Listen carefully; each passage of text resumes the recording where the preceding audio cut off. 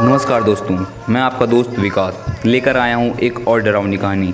एक ऐसा रहस्य जो सदियों से रेत में दफन है। आज हम चलेंगे राजस्थान के उस गांव जहां शाम होते ही डर की परछाइयां उतर आती हैं। यह है कुलधरा की कहानी, लेकिन इस बार नज़रिया है आज का। तो लाइट्स बंद कीजिए और हेडफोन्स लगाइए, क्योंकि अब जो आप सुनने वाले हैं वो आपको चैन से सोने नहीं देगा। तो बात है साल 2024 की। दिसंबर का महीना था। 3 दोस्त वेदांत, रिया और कबीर जैसलमेर घूमने आए थे। इंस्टाग्राम पर ट्रेंडिंग जगहों में लिस्ट में सबसे ऊपर था कुलधरा गांव। कहा जाता है कि यहाँ कोई बस नहीं सकता। अरे भाई, इसी बहाने एक हॉरर व्लॉग बन जाएगा, वेदांत ने कैमरा उठाते हुए कहा। रिया ने थोड़ी चिंता जताई। सुना है यहाँ रात को रुकना मना है। लेकिन कबीर हंस पड़ा। डरपोक मत बनो, चलो ना, एक रात की ही तो बात है। तीनों दोस्तों ने तय किया कि वो कुलधरा में रात बिताएंगे बिना किसी को बताए। वे शाम के समय गांव पहुंचे।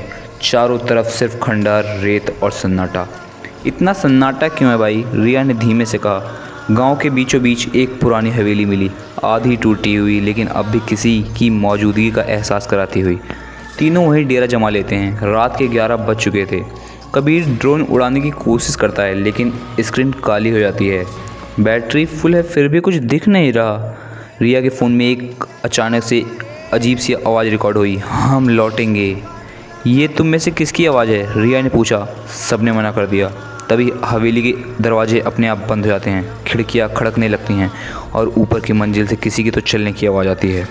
कबीर कैमरा लेके ऊपर जाता है, लेकिन जैसे ही वो ऊपर की ओर बढ़ता है, एक ठंडी हवा का झोंका आता है और अचानक उसे किसी ने पीछे से खींच लिया। रिया चीखती है, कबीर, वेदांत, कुछ करो। वेदांत दौड़ता है, लेकिन सीढ़ियाँ गायब हो चुकी थी। पूरा माहौल जैसे बदल गया हो। हवेली अब खंडहर नहीं, एक जिंदा मकान लग रही थी। दीवारों पर तेल के दिए की रोशनी दिखने लगी। आवाज़ें आने लगी जैसे कोई पूजा चल रही हो, और एक औरत की चीख और फिर सन्नाटा। रिया की नज़र सामने दीवार पर गई। वहाँ खून से लिखा था, कुलधरा में रात नहीं होती, मौत होती है।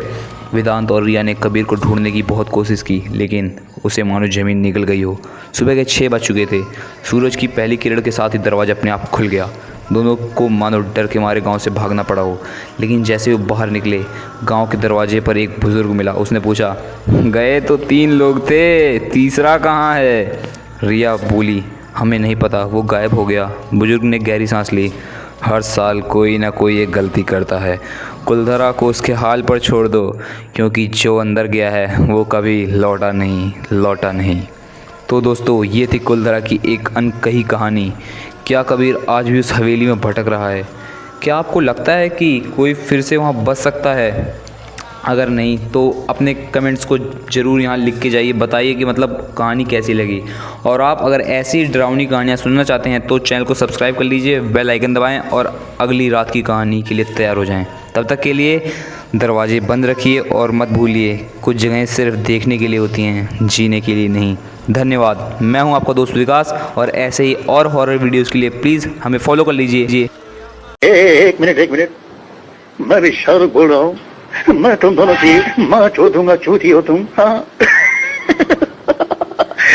खल्लास रे, भोसड़ी के माँ के लोड़े। हाँ।